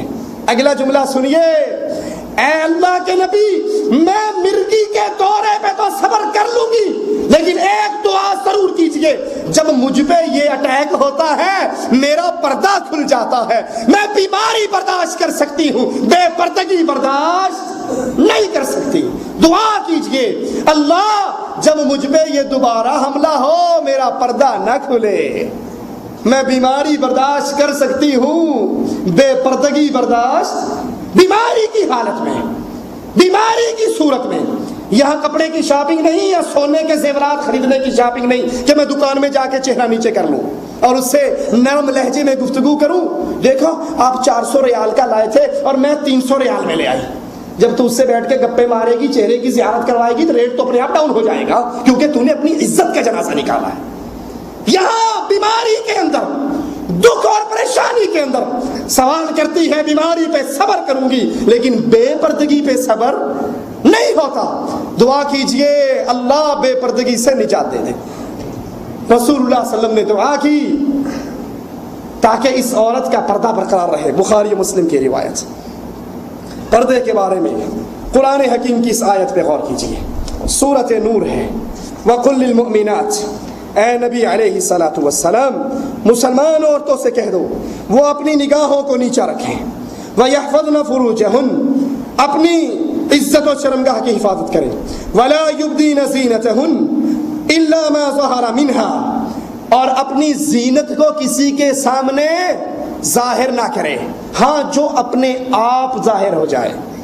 یہ چہرے کے پردے کی بہت بڑی دلیل ہے، اسی پر بحث کریں گے انشاءاللہ. اے نبی علیہ الصلوۃ والسلام کہیے ان کو، مومنوں کی بیویوں کو، اپنی نگاہوں کو نیچا رکھیں، اپنی شرمگاہوں کی حفاظت کریں، اپنی زینت کو ظاہر نہ کریں سوائے جو خود بخود ظاہر ہو جائے، اپنے گریبانوں پہ اپنی اونڈیاں ڈال رکھیں اور اپنی زینت کو ظاہر نہ کریں سوائے اپنے خامند کے سامنے، اپنے والد کے سامنے، اپنے سسر کے سامنے، اپنے بیٹوں کے سامنے یا خامد کے بیٹوں کے سامنے، بھائیوں کے سامنے، بھتیجوں کے سامنے، بھانجوں کے سامنے، اپنی میل جول کی عورتوں کے سامنے، یا ایسے خدام کے سامنے جن میں مردانہ خواہشات نہ ہو، ان کے اوصاف نہ ہو، اور ایسے بچوں کے سامنے جنہیں ابھی عورتوں کے پردے کی باتوں کا علم نہ ہو. وَلَا يَضْرِبْنَ بِأَرْجُلِهِنَّ، اپنے پاؤں کو زمین پہ زور سے نہ مارے، لِيُعْلَمَ مَا يُخْفِينَ مِنْ زِينَتِهِنَّ، تاکہ ان کے پاؤں کی چھپی ہوئی زینت کا لوگوں کو پتہ نہ لگ جائے. وَتُوبُوا إِلَى اللَّهِ جَمِيعًا، سارے کے سارے اللہ کی طرف توبہ کرو اے مومنو تاکہ تم فلاح پا جاؤ. اس میں سب سے پہلے اللہ نے جو حکم دیا، مومن عورتوں کو اپنی عزت و عصمت کی حفاظت کا حکم دیا، عفت اور پاک دامنی کا حکم دیا. اس کا تقاضا یہ ہے کہ وہ تمام وسائل اختیار کیے جائیں جن سے عفت کی حفاظت ہو، اور ہر عقل مند جانتا ہے کہ چہرے کا پردہ پاک دامنی کی حفاظت کا سب سے بڑا وسیلہ ہے. نہ چہرے پہ نظر پڑے گی، نہ آنکھیں ٹکرائیں گی، نہ آنکھوں کا زنا ہوگا. بدکاری کا آغاز کیسے ہوتا ہے؟ آنکھ ٹکراتی ہے، آنکھ سے موافقت ہوتی ہے، خیالات دل میں جاتے ہیں، پھر چہرے پہ تبسم آتا ہے، پھر ایک آدھا جملہ نکلتا ہے، پھر ملاقات کے لیے ٹائم طے ہو جاتا ہے، وہ کسی درگاہ کا ہو کسی دربار کا ہو، سلام بھی ہو جائے گا اور کلام بھی ہو جائے گا، بابا جی کے دربار پہ چلیں گے. تو آغاز کہاں سے ہوا؟ اسی لیے رسول اللہ صلی اللہ علیہ وسلم نے فرمایا آنکھ کا زنا غیر محرم کی طرف دیکھنا ہے. تو قرآن حکم دے رہا ہے کہ سب سے پہلے پاک دامنی کو کی حفاظت کرو. اور دوسرا حکم ولا یبدین زینتہن الا ما ظہر منہا، عورتیں جان بوجھ کر اپنی زینت کو غیر محرموں کے سامنے ظاہر نہ کریں سوائے وہ جو خود بخود ظاہر ہو جائے۔ کون سی زینت خود بخود ظاہر ہوتی ہے اور کون سی ظاہر کی جاتی ہے؟ جب میں نے پردہ کیا، میں نے ہاتھوں پہ دستانے نہ پہنے، میں نے چہرے کو نہ چھپایا، یہ اپنے آپ ظاہر ہوئی ہیں یا ظاہر کی گئی ہیں؟ سوچئے، اللہ کے لیے عقل بہت بڑی نعمت ہے۔ یہ اپنے آپ ظاہر ہوئی ہیں یا جان بوجھ کر ظاہر کی گئی ہیں؟ اپنے آپ ظاہر کیا ہوتا ہے؟ میں نے چادر کی، ہاتھوں میں دستانے پہنے، چہرے پہ پردہ کیا، ایک آنکھ کھولی یا تھوڑی سی جگہ کھولی راستہ دیکھنے کے لیے، لیکن اب میں نے اپنے جسم کو چھپانے کے لیے جو چادر کی، یہ چھپ سکتی؟ یہ زینت کی جو چادر ہے، جو لباس ہے، جو برقع ہے، جو جلباب ہے، یہ چھپ سکتا؟ اس چادر کو چھپانے کے لیے اوپر ایک اور چادر کروں گا تو وہ بھی نظر آئے گی۔ میں 1000 چادریں اپنے اوپر باندھ لوں تو چادر تو بالآخر نظر آئے گی۔ تو یہ وہ چادر کی زینت اپنے آپ ظاہر ہونے والی، جس کو چھپانے کا کوئی طریقہ کار نہیں ہے۔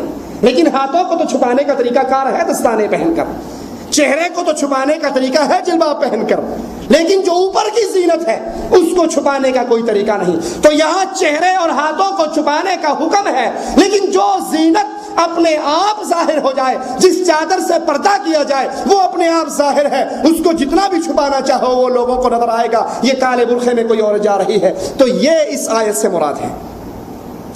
اللہ اکبر۔ اور یہاں پر حکم دیا جا رہا ہے مخفی زیب و زینت وہ ظاہر کر سکتی ہیں کن کے سامنے؟ کن کے سامنے؟ اپنے باپ کے سامنے۔ یہ ہے مخفی زیب و زینت۔ اپنے باپ کے سامنے ہاتھ اور چہرہ کھولا جا سکتا ہے، بیٹوں کے سامنے، بھتیجوں کے سامنے، بھانجوں کے سامنے، سسر کے سامنے، چھوٹے بچوں کے سامنے، ان کے سامنے اپنی زیب و زینت کو کھولا جا سکتا ہے، ہاتھ اور چہرے کو کھولا جا سکتا ہے۔ جس طرح حدیث میں آتا ہے ابو ہریرہ رضی اللہ عنہ وارضا اپنی والدہ کی طرف آئے، دروازے پر پہنچے، اندر سے پانی گرنے کی آواز آ رہی۔ ابو ہریرہ کی والدہ نے بھی دیکھ لیا، سن لی آواز، ابو ہریرہ کہا اپنی جگہ پہ ٹھہر جا، یہاں تک کہ میں اپنے لباس کے کپڑے لے لوں۔ وہ غسل کر رہی تھی مسلمان ہونے کے لیے، اور انہوں نے اپنے کپڑے پہن لیے، لیکن سر ننگا رہا، اور ابو ہریرہ سے کہا بندر آ جاؤ۔ یعنی سر محرم کے سامنے کھولا جا سکتا ہے، ہاتھ کھولے جا سکتے ہیں، چہرہ کھولا جا سکتا ہے باپ اور بھائی اور بیٹوں اور بچوں کے سامنے، وگرنہ جو نامحرم ہے ان کے سامنے سارا بدن چھپایا جائے گا۔ ہاں، جو چھپانے کے لیے چادر استعمال ہوئی ہے یہ تو ما ظہرا، یہ تو اپنے آپ ظاہر ہوئی ہے، اس کو چھپانے کا کوئی طریقہ نہیں۔ اور تیسرا اس آیت میں حکم وَلْيَضْرِبْنَ بِخُمُرِهِنَّ عَلَى جُيُوبِهِنَّ، عورتوں سے کہو اپنے گریبانوں پر دوپٹے ڈال کر رکھیں۔ امام بخاری رحمہ اللہ صحیح بخاری میں باقاعدہ باب باندھتے ہیں، باب وَلْيَضْرِبْنَ بِخُمُرِهِنَّ عَلَى جُيُوبِهِنَّ، اور اس باب کے تحت جو حدیث لے کر آئے ہیں وہ سنیے۔ حضرت عائشہ سے روایت نقل کرتے ہیں، انہوں نے فرمایا اللہ رحم کرے ہجرت کرنے والی پہلی عورتوں پر جنہوں نے جب اللہ تعالیٰ کا قول سنا اور یہ قول نازل ہوا وَلْيَضْرِبْنَ بِخُمُرِهِنَّ عَلَى جُيُوبِهِنَّ، تو اپنی چادریں پھاڑ کر انہوں نے اس سے اپنے چہروں کو چھپا لیا، اپنی چادریں پھاڑ کر ایسا کپڑا بنایا، بِخُمُرِهِنَّ ایسے کپڑے تیار کیے جو ان کے چہروں کو اور ان کے سروں کو چھپا لیا کرتا تھا۔ ابن حجر رحمہ اللہ اس حدیث کی اور اس لفظ کی بِخُمُرِهِنَّ کی شرح کرتے ہوئے کہتے ہیں اَيْ غَطِّينَ وُجُوهَهُنَّ، انہوں نے اپنے چہروں کو چھپا ڈالا۔ فتح الباری کے اندر یہ روایت موجود ہے۔ کوئی اعتراض کرنے والا کر سکتا ہے کہ پورے قرآن پاک کے اندر چہرے کو ڈھانپنے کا حکم تو نہیں دیا گیا، آپ استدلال ہی کر رہے ہو، چہرے کا لفظ تو استعمال نہیں ہوا۔ تو ہم اس اعتراض کرنے والے کے جواب میں کہیں گے کہ قرآن میں گردن، کندھے، کوہنیاں، ہتھیلیاں، ان کو ڈھانپنے کے لیے ان لفظوں کو بھی استعمال، تو کیا خیال ہے؟ کوئی ہے جو کہے کہ گردن، سر، کندھے، کوہنیاں یہ بھی ننگی رہے؟ کوئی ہے جو یہ کہے؟ کوئی نہیں کہے گا، سب کہیں گے نہیں جی نہیں، گردن، کندھے، کوہنیاں، ہتھیلیاں ان کو تو چھپانا ہی ہے۔ تو جب ان کو چھپانا ہے تو چہرہ تو بالاولیٰ ہے ان سے۔ وہ فتنہ کوہنیوں میں نہیں جو آنکھوں میں ہے، وہ فتنہ گردن میں نہیں جو نظروں میں ہے، جو چہرے میں ہے۔ چہرہ ہی تو وہ مرکز ہے جہاں سے فتنے کا آغاز ہوتا ہے۔ اچھا ان آیات سے صحابیات نے کیا سمجھا؟ اس آیت کے اترنے کے بعد انہوں نے کس چیز کو چھپایا؟ بڑا غور طلب نقطہ ہے. اس آیت کے اترنے کے بعد صحابیات نے کس چیز کو چھپایا؟ لباس تو وہ پہلے ہی پہنتی تھی، لباس تو وہ پہلے ہی پہنتی تھی. صحابیات نے اس آیت کے اترنے کے بعد سب سے پہلے اپنی گردن، اپنے سر اور اپنے چہرے کو ہی تو چھپایا، لباس تو پہلے بھی استعمال ہوتا تھا. تو ہم آیت کی تفسیر کہاں سے لیں گے؟ صحابیات سے. انہوں نے اس پہ کیسے عمل کیا ویسے ہماری عورتیں عمل کریں گی. رسول اللہ صلی اللہ علیہ وسلم نے دوران حج عورت کو حکم دیا کہ عورت، احرام والی عورت نہ نقاب باندھے. سنیے ذرا، قرآن حدیث میں کوئی ایک بھی دلیل نہیں ہے چہرہ چھپانے کی، اور یہ کہاں سے پڑھی جا رہی ہیں؟ اللہ کے نبی احرام والی عورت کو حکم دے رہے ہیں. احرام والی عورت حالت احرام میں نقاب نہ پہنے اور نہ ہی دستانے پہنے. کیا کرے جی؟ بولیے. نقاب نہ پہنے اور دستانے بھی. کب؟ 24 گھنٹے، فار ایور، پورا سال. صرف حالت احرام میں. تو مفہوم مخالف کیا نکلا؟ حالت احرام میں نقاب نہیں باندھے گی، دستانے نہیں پہنے گی، اور جب احرام کی حالت ختم ہو جائے گی تو پھر یہ دونوں کام. سمجھنے والے کے لیے تو ایک دلیل ہی کافی ہے، اور جس نے نہ سمجھنا ہو وہ ملنگ کی طرح. اسے کسی نے کہا تو نماز نہیں پڑھتا، اس نے کہا آپ بھی کمال کرتے ہو، قرآن میں نہیں آیا یا ایھا الذین آمنوا لا تقربوا الصلاۃ، ایمان والو نماز دے نیڑے بھی نہ جائے جائے. اس نے کہا ظالم آگے تو پڑھ وان تم سکارا، جب تم نشے کی حالت میں کوئی ڈگتے عمل کر لیں گے آگے پھر دیکھیں گے. اللہ کے نبی کا حکم ہے. رسول اللہ صلی اللہ علیہ وسلم فرما رہے ہیں، ابو داؤد میں روایت ہے، ابن ماجہ میں روایت ہے کہ عورتیں حالت احرام کے اندر دستانے نہ پہنے، نقاب نہ باندھے. کیا ثابت ہوا کہ جب احرام کھل جائے گا وہ نقاب بھی کریں گی، دستانے بھی پہنیں گی. اور حضرت عائشہ فرماتی ہیں رضی اللہ تعالی، پہلی روایت بخاری کی اور ابو داؤد ابن ماجہ کی روایت میں ہے. حضرت عائشہ فرماتی ہیں جب ہم حج اور عمرہ کرتی، حج اور عمرے کے اندر ہم رسول اللہ صلی اللہ علیہ وسلم کے ساتھ ہوتی، حالت احرام میں ہوتی، ہمارے قریب سے لوگ گزرتے، ہم اپنی چادروں کو اپنے سروں سے کھینچ کر اپنے چہروں پہ ڈال لیتے. کس کا حکم ہے؟ عائشہ رضی اللہ تعالی عنہا. یہ آیت ہے، اس پہ پریکٹیکل سب سے پہلے نبی کی گھر والیوں نے کیا ہے. باندھنا تو نہیں نقاب، لیکن حالت احرام میں بھی چہرہ ننگا. جب مرد گزرتے چادروں کو کھینچ کے اپنے چہروں پہ ڈال لیتے، اور جب مرد چلے جاتے اپنے چہرے سے چادر اٹھا لیتے. اس آیت میں چوتھا حکم، وَلَا يَضْرِبْنَ بِأَرْجُلِهِنَّ لِيُعْلَمَ مَا يُخْفِينَ مِنْ زِينَتِهِنَّ. وہ اپنے پاؤں کو زمین پہ نہ مارے کہ ان کی چھپی ہوئی زینت ظاہر ہو جائے. ذرا غور کرنا اس آیت پر، یہاں سے بھی کتنی شاندار مثال مل رہی ہے. اپنے پاؤں کو زمین پہ زور سے نہ مارے کہ چھپی ہوئی زینت ظاہر ہو جائے. لوگ اس کے پاؤں کی چھنکار سن کر، پائل کی چھنکار سن کر اس کی طرف متوجہ ہوں. خامدو، جب بیگم کو اتنی لمبی ہیل والی جوتی لا کے دیتے ہو اور وہ ایئرپورٹ پہ ٹک ٹک ٹک ٹک کرتی جاتی ہے تو ہر کوئی مڑ کے نہیں دیکھتا یہ کیا جا رہا ہے. کہاں گئی تمہاری غیرت؟ قرآن کہہ رہا ہے اپنے پاؤں کو زور سے نہ مارو، لوگ متوجہ ہوں. اور ہم بڑے شوق سے جتنی لمبی ہیل، میری بیگم میرے ساتھ چلتے ہوئے میرے سر تک پہنچنی چاہیے، ہمارا قد بالکل برابر ہونا چاہیے. اور یہ بغیرتی، یہ پاؤں کی آواز، یہ ہیل کی ٹک ٹک غیر مردوں کے کانوں میں پڑے گی، وہ متوجہ ہوں گے تیری بیگم کی طرف. تیری غیرت کہاں جائے گی؟ اور یہ ہیل کی ابتدا کہاں سے ہوئی یہ بھی پتا ہے، بنی اسرائیل سے. ایک عورت تھی چھوٹے قد کی، وہ دو عورتوں کے درمیان میں چلتی تو قد چھوٹا ہونے کی بنا پر کوئی اس کی طرف توجہ نہ کرتا. اس نے سب سے پہلے ہیل کی جوتی کا آغاز کیا، لمبی ہیل. اور آج کل تو لمبی ہیل، پہلے تو ہیل تھوڑی سی چوڑی آتی تھی، اب پینسل ہیل آ رہی ہے. بے شک پہنتے ہوئے اگر وہ گر جائے تو اس کا ٹخنا ہی نکل جائے وہ خیر صلاح ہے، لیکن جتنی پتلی اور لمبی ہوگی اتنی اچھی لگے گی. اس نے سب سے پہلے ہیل والی جوتی کا آغاز کیا، اور انگوٹھی پہنتی، نگینے کے نیچے خلا ہوتا اس میں خوشبو بھرتی، اور جب وہ مردوں کے پاس سے گزرتی اس کو یوں ہلا دیتی، اس کی خوشبو نکل کر لوگوں کی تک پہنچتی. اس کی ہیل کی آواز اور خوشبو لوگوں کو اس کی طرف متوجہ کرتی، اور اس عورت کا نام فتنہ رکھا گیا. اور اللہ معاف کرے آج ہر گھر کے اندر ہیل کا فتنہ موجود ہے. قرآن کہہ کہہ رہا ہے تمہاری عورتیں اپنے پاؤں کو زمین پہ اس زور سے نہ مارے کہ اس کی آواز سے لوگ اس کی طرف متوجہ ہوں، ان کی چھپی ہوئی زینت اور ان کے لیے لوگوں کے لیے فتنہ انگیز بن جائے۔ اللہ کے لیے سوچنا، پاؤں زیادہ فتنے والی چیز ہے یا چہرہ؟ کیا خیال ہے؟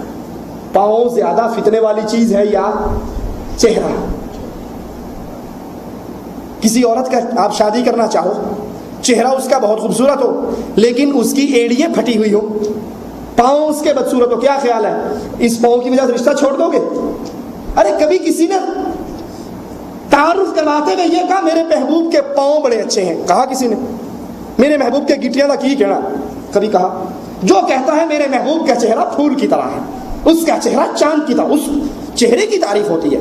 جب اللہ عز و جل پاؤں چھپانے کا حکم دے رہا ہے، پاؤں کو زمین پہ زور سے مارنے کی اجازت نہیں دے رہا کہ پاؤں کی آواز سن کے وہ فتنے میں مبتلا نہ ہو جائے، جب تو اپنے چہرے کو کھولے گی، جب چہرے پہ نظر پڑے گی اور یہ چہرہ میک اپ سے سجا ہوا، یہ چہرہ سرمے سے سجا ہوا، یہ چہرہ فتنے کا بہت بڑا دروازہ ہے، پاؤں مارنے کی اجازت نہیں زمین پہ کہ لوگ اس پاؤں کی وجہ سے فتنے میں مبتلا ہوں گے، تو چہرہ کھولنے کی اجازت کہاں سے مل گئی؟ اللہ کے لیے غور کیجئے۔ اسماء بنت ابی بکر رضی اللہ عنہما فرماتی ہیں ہم احرام میں مردوں سے اپنے چہرے ڈھانپا کرتی تھی۔ امام حاکم نے اس کو روایت کیا اور کہا یہ حدیث امام بخاری اور امام مسلم کی شرط پہ صحیح ہے، اور امام ذہبی نے اس کی موافقت کی۔ ہم کہاں سے دلیل لیں گے؟ اس اسلامی معاشرے سے جو مدینے سے چلا، اس اسلامی معاشرے سے جس کا سب سے پہلا آباد ہونے والا معاشرہ ساری عمر کے لیے ہمارے لیے آئیڈیل ہے۔ اسماء ہے بنت ابی بکر ہے، فرما رہی ہے کہ ہم احرام سے پہلے احرام کی حالت میں مردوں سے اپنے چہرے کو چھپایا کرتی تھی۔ عائشہ رضی اللہ تعالی عنہا فرماتی ہیں قریش کی عورتوں کے لیے بلا شبہ بہت فضل ہے، لیکن میں نے انصار کی عورتوں سے بڑھ کر کوئی بھی اللہ کی کتاب کی تصدیق کرنے والی اور اللہ کی کتاب میں نازل ہونے والے حکموں پر ایمان لانے والی ان سے بڑھ کر نہیں دیکھی۔ جب سورۃ نور کی یہ آیت اتری وَلْيَضْرِبْنَ بِخُمُرِهِنَّ عَلَى جِيُوبِهِنَّ، یہ آیت نازل ہوئی، ان کے مردوں نے گھروں میں جا کر سنائی تو ہر عورت اٹھی اپنی چادر کی طرف، اور صبح کی نماز میں سب نے پردہ کیا ہوا تھا اور ایسی تھی گویا ان کے سر پر کوے ہیں، سیاہ چادریں ان کے سر پر تھی جو ان کے پورے جسم کو چھپا رہی تھی۔ یہ انصار کی عورتیں قرآن کی آیات پر تفسیر کر کے پریکٹیکل آپ کے لیے اور ہماری بچیوں کے لیے آئیڈیل دے رہی ہیں کہ اس آیت کا مطلب ہے عورت سر سے لے کے چہرے سمیت پورے جسم کو چھپا ڈالے۔ عائشہ رضی اللہ تعالی عنہا فرماتی ہیں کہ روائی چچا پردے کے احکام نازل ہونے کے بعد میرے گھر آئے۔ روائی چچا سنائیے ذرا ان کو جا کر، جو لوگوں کو میڈیا کے اوپر آوازیں لگا لگا کر کہتے ہیں چہرہ کھلا رکھو، کوئی حرج نہیں ہے، کوئی دلیل نہیں ہے چہرہ چھپانے کی۔ عائشہ کے چچا ہیں، پردے کا حکم نازل ہونے کے بعد ملنے کے لیے آئے، بخاری و مسلم کی روایت فرماتی ہے میں نے اپنے چچا کو اس وقت تک اپنے پاس آنے کی اجازت نہیں دی جب تک محمد رسول اللہ نے اجازت نہیں دے دی۔ وہ تو اپنے چچا کو اپنے پاس آنے کی اجازت نہیں دے رہی کہ اب پردے کے حکام نازل ہو گئے، لیکن جب رسول اللہ صلی اللہ علیہ وسلم نے اجازت دے دی کہ یہ تمہارے چچا ہیں تو ان کو آنے دو، پھر انہوں نے اندر آنے کی اجازت دی۔ عبداللہ ابن عمر رضی اللہ عنہما فرماتے ہیں رسول اللہ صلی اللہ علیہ وسلم نے فرمایا جو شخص، احادیث میں غور کیجیے اللہ کے لیے، اور اپنے گھروں کو محمدی گھر بنائیے، اپنی بیویوں کے دلوں سے فنکاراؤں اداکاراؤں کی محبت کو کھرچ ڈالیے اور ان کے دلوں میں خدیجہ اور فاطمہ اور عائشہ کی محبت کو بھر دیجیے۔ یہ کیسے ہوگا؟ جب تک آپ کے گھر میں کیبل اور ڈش اینٹینا رہے گا وہاں پر محمد الرسول اللہ کے صحابہ کی محبت پنپ سکتی؟ آپ جتنی مرضی تقریر کر کے جاؤ، ایک فلم دیکھیں گی اور سارا پیچھے کام صاف ہو جائے گا۔ تو اپنے گھروں کو ان شیطانی آلات سے پاک کرو، ان گندے آلات سے پاک کرو۔ ہاں کوئی اسلام کی بات اس کے ذریعے دیکھی جا سکتی ہے تو اس کو دیکھو۔ عبداللہ ابن عمر فرماتے ہیں رسول اللہ صلی اللہ علیہ وسلم نے فرمایا جو شخص تکبر کے ساتھ اپنی چادر لٹکا کر چلے، ذرا توجہ کرنا اور صحابیات کے ایمان پر غور کرنا، اللہ اس کی طرف نظر رحمت نہیں کرے گا جو چادر کو لٹکا کر چلے۔ ام سلمہ فرماتی ہیں میں نے کہا عورتیں اپنی چادر کو کس حد تک لٹکائیں؟ رسول اللہ صلی اللہ علیہ وسلم نے فرمایا ایک بالش لٹکا لے۔ پھر وہی بات دہراؤں گا، پاؤں اور چہرے کا فرق یاد رکھنا۔ ایک بالش اپنی چادر کو عورت لٹکائے۔ ام سلمہ فرماتی ہے میں نے کہا اللہ کے نبی ایک بالش لٹکانے سے تو چلتے ہوئے ان کے پاؤں نظر آئیں گے، وہ پاؤں کو چھپا رہی ہیں، چہرہ تو پاؤں سے بہت اعلیٰ ہے۔ جس معاشرے میں پاؤں کے پردے پہ اتنا زور ہے اس معاشرے میں چہرہ ننگے کیسے رہ سکتا ہے؟ اے اللہ کے نبی ایک بالش سے اگر کپڑا لٹکایا جائے تو پاؤں نظر آئیں گے۔ رسول اللہ صلی اللہ علیہ وسلم نے فرمایا تو ٹھیک ہے پھر تم اپنے کپڑے کو ایک ہاتھ لٹکا لو، اس سے زیادہ نہ لٹکاؤ۔ جو اسلامی معاشرہ نبی کے گھر والی اپنے پاؤں کو چھپانے پہ اتنا زور دے رہی ہیں، کیا ان کے چہرے ننگے رہ سکتے تھے؟ اللہ اکبر۔ رسول اللہ صلی اللہ علیہ وسلم نے فرمایا عورتوں پہ داخل ہونے سے بچو، عورتوں کے پاس نہ جاؤ۔ صحیح بخاری کی روایت ہے۔ ایک انصاری نے کہا اللہ کے نبی دیور کے بارے میں آپ کا کیا خیال ہے؟ دیور کے بارے میں عورتوں پر نہ جاؤ، دیور کے بارے میں کیا خیال ہے؟ ہمارے اکثر گھروں میں اللہ بچائے تو بچائے، وگرنہ او جی آپ تو ویسے ہی زور دیتے ہیں، بھابھی تو ماں جیسی ہوتی ہے اور دیور جیٹھ یہ باپ کی جگہ پر ہوتا ہے۔ تم اللہ اور اس کے رسول کو وہ بات بتانا چاہتے ہو نعوذ باللہ، تو تمہارے علم کے مطابق انہیں نہیں پتا تھا کہ اللہ رسول کو نہیں پتا تھا کہ بھابھی جو ہے یہ ماں ہے اور جیٹھ دیور باپ ہے؟ اے نبی علیہ الصلوۃ والسلام دیور کے بارے میں کیا خیال ہے؟ فرمایا دیور تو موت ہے، دیور تو موت ہے، جیسے موت سے بھاگتے ہو موت سے بچتے ہو اس طرح اس سے ڈرو اور بھاگو بچو۔ کیوں؟ ذرا اس پہ غور کرو، حکمت کیا ہے؟ غیر آدمی گھر کے اندر داخل ہوگا تو اس کے لیے فتنے کا دروازہ کھلے گا نا، یا یہ عورت باہر نکلے گی تو اس کی نظر پڑے گی، ٹھیک ہے؟ اور غیر آدمی اگر کسی عورت کے ساتھ بازار میں چلے گا تو ہر کوئی کہے گا بھی یہ فلاں اور یہ کون ہے، کس کے ساتھ جا رہی ہے؟ ایسے ہی ہے۔ اور اگر بھابھی لے کے جا رہی ہے دیور کو یا جیٹھ کو، وہ بھابھی ہے، بھابھی ہے، خیر ہے، ماں جیسی ہے، تو اس ماں باپ کے پردے کے نیچے شیطان بڑی جلدی وار کرواتا۔ مگرنہ نوائے وقت کا اندر والا پیج، جرائم کا پیج اٹھائیے، واللہ ہر ہفتے وہاں آپ کو بھابھی اور دیور کے، جیٹھ اور دیور کے وہ کارنامے نظر آئیں گے کہ اللہ محفوظ رکھے تو رکھے۔ اپنی آنکھوں سے ہم نے وہ قصے دیکھے کہ یہ دونوں بدکاری کے اندر ملوث ہوتے ہیں۔ کیوں؟ شیطان یہاں پہ واردات بڑی جلدی کرواتا ہے، یہاں پہ ڈر نہیں ہوتا، یہاں پہ شیطان اپنا دروازہ بڑی جلدی کھولتا ہے۔ پوچھا دیور کے بارے میں کیا حکم ہے؟ کہا دیور موت ہے، اور ہمارے گھرانے دیور جیٹھ کے پردوں سے، کزن سے پردوں سے خالی۔ اجی یہ کزن ہے، اگر بھابھی تھوڑی سی بڑی عمر کی ہو اور میں دیور سے پردہ کروں، میں نے ان کو پالا ہے، میں نے ان کو پوسا ہے، میں ان کی پوٹیاں دھویا کرتی تھی، یہ چھوٹے چھوٹے تھے، میں ہی سب سے بڑی گھر کی بہو تھی، اب میں ان سے پردہ کروں؟ یہ اللہ کا حکم ہے، اور اللہ اپنی مخلوق کے بارے میں تجھ سے زیادہ جانتا ہے۔ اجی اگر میں نے اپنی بیوی کو پردہ کروا دیا بھائیوں سے، گھر میں تو فساد ہو جائے گا۔ ایک ٹیبل پر بیٹھ کے ہم سب کھانا کھاتے تھے، ایک ٹیبل پہ بیٹھ کے پوری فیملی کا، اب پردہ کرنے کے بعد تو انتشار بڑھ جائے گا۔ میں نے اپنی بیوی کا بھائیوں سے پردہ کروا دیا، وہ اپنی کا کروا دیں گے، گھر میں کوئی آئے گا نہیں جائے گا نہیں، تنہا ہو جاؤں گا۔ اگر جنت چاہیے تو محمد کی تباہ کرنی پڑے گی صلی اللہ علیہ وسلم۔ نبی کی حدیث پہ عمل کرتے ہوئے کوئی ناراض ہوتا ہے، ہو جائے، عرش والا ناراض نہ ہو۔ اگر عرش والا ناراض ہو گیا تو ساری دنیا مل کے تجھے کوئی فائدہ نہیں دے سکتی۔ بھائی ناراض ہو جائے، چچا ناراض ہو جائے، دوست ناراض ہو جائے، کزن ناراض ہو جائے۔ مجھے یاد ہے میرے ماموں اسلام آباد سے آئے ہمارے گھر، تو اللہ کی توفیق سے گھر میں پردے کا، دیور سے بھی، جیٹھ سے بھی، کزنوں سے بھی، سب سے پردہ، بیٹھک تک بیٹھتے۔ اسلام آباد سے آئے 11 گھنٹے کی سفر کے بعد، تو تھوڑی دیر بعد کہنے لگے میں چلتا ہوں، آگے ایک بستی ہماری اور ہے خاندان کی، وہاں جانا تھا۔ تو والدہ کہنے لگی اتنی دیر سے آئے ہو تو اتنی جلدی؟ کہا میرا بیٹا چوک میں کھڑا میرا انتظار کر رہا ہے، وہ نہیں آیا. امی کہتی کیوں؟ میرا بھانجا ہے, کیوں نہیں آیا؟ کہا اس نے کہا کہ پھوپھو کے گھر جاؤں گا, وہ تو بیٹھک میں بٹھائیں گی, تو میں بیٹھک میں نہیں بیٹھتا, میں سڑک پہ کھڑا ہو جاتا ہوں. تو ماں نے کہا بھائی اس بھانجے کی ناراضگی برداشت کر سکتی ہوں, عرش والے کی ناراضگی.